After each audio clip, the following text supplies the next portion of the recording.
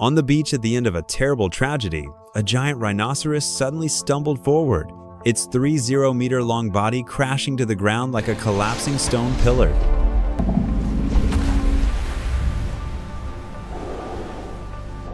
Thus ended the glorious life of this 80-year-old Alamosaurus. The death of a giant dinosaur is never the end, but the prelude to a bloody feast. As the dawn of the next day crimsoned the sky, the thalassodonts, scenting the rotting flesh, swarmed in. Apparently, the shell of a Siphodon was the most intelligent of the dinosaurs, always using their wits to snatch food. But they were caught off guard by the Alamosaurus's hide, which was tougher than medieval armor. Its short teeth tickled it, making it impossible to penetrate. The true powerhouse had arrived.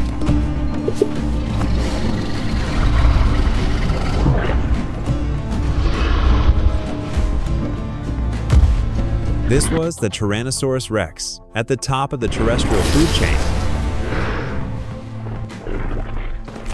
Its 15-centimeter banana teeth were as sharp as daggers, easily tearing through the flesh of any creature. The cunning Siphodonts tried to freeload, but Tyrannosaurs never understood the principle of sharing.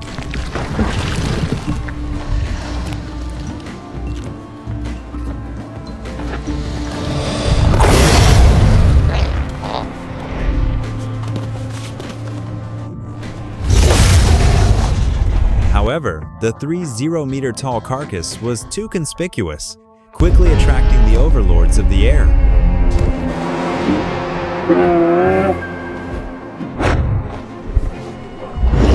The Quetzalcoatlus flapped its 12-meter wingspan, then suddenly draped its nearly 2-meter tipped beak like two splitting axes, intimidating many animals.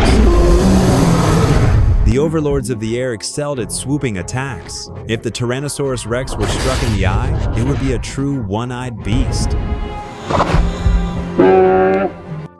A single pterosaur might not be a formidable threat to a land-based overlord, but this time, a duo arrived.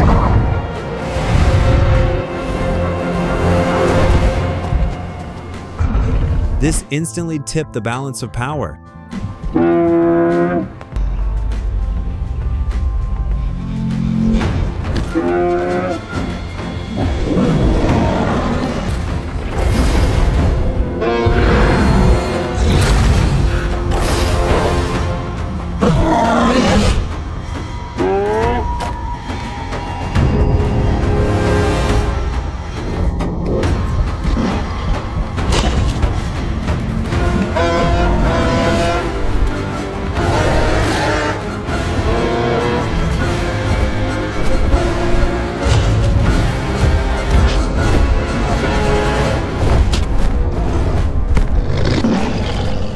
They circled the sky like fighter jets, exploiting their air superiority to execute flanking maneuvers.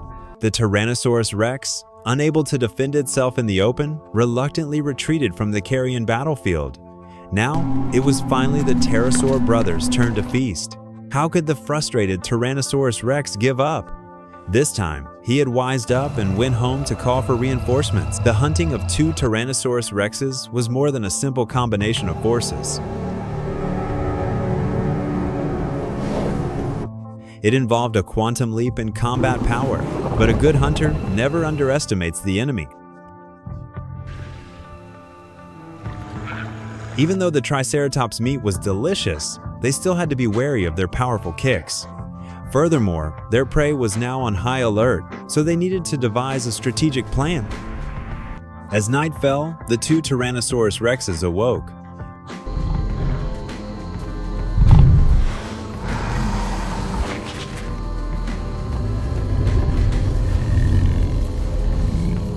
This time, they set their sights on a herd of hadrosaurs. These hadrosaurs, though unarmored, were comparable in length to Tyrannosaurus Rexes and could run twice as fast, meaning there was no room for error. Moonlit nights were the hunters' ideal hunting grounds. The Tyrannosaurus Rex's stereoscopic vision defied darkness, and its thick pads effectively muffled sound, making it a true assassin of the Cretaceous night. Following their pre-planned strategy, the two hunters reached their designated locations. Hadrosaurs lived in herds, often maintaining sentries to warn of nearby danger. The leading Tyrannosaurus Rex deliberately made noises to attract the sentries' attention.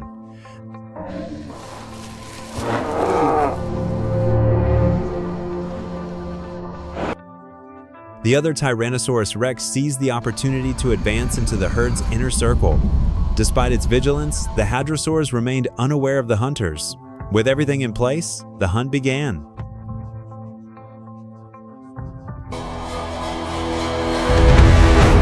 The leading Tyrannosaurus Rex suddenly lunged out, startling the rest of the group into scattering.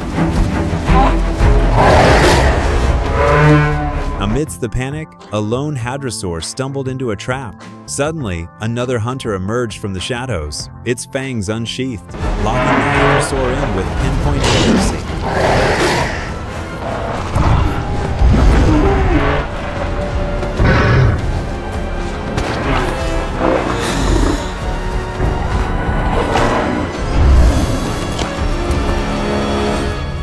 The combined success rate of the two Tyrannosaurus Rexes was so high that it terrified prehistoric creatures.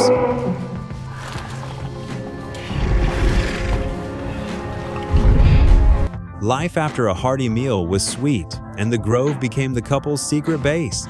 After their relentless pursuit, the female eventually laid about 15 eggs. They thought they were about to embark on a dinosaur-style happy family, but unexpectedly, the mother vanished after the eggs hatched. The burden of raising 5 young dragons fell solely on the shoulders of this dinosaur dad. To find food, he and his young hadrosaur crossed the sea to the island on the other side. But halfway through their journey, a massive figure appeared near them. This was a Hoffman's mosasaur, the predator of the prehistoric oceans, uniquely positioned to hunt any dinosaur.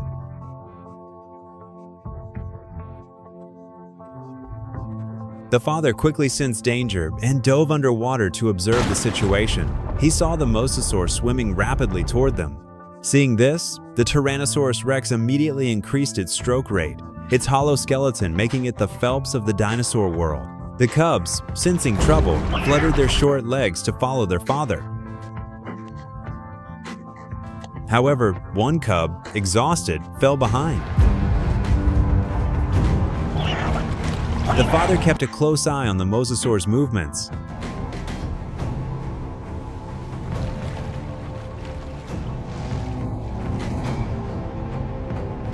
Just as they were about to reach shore, the hunter attacked.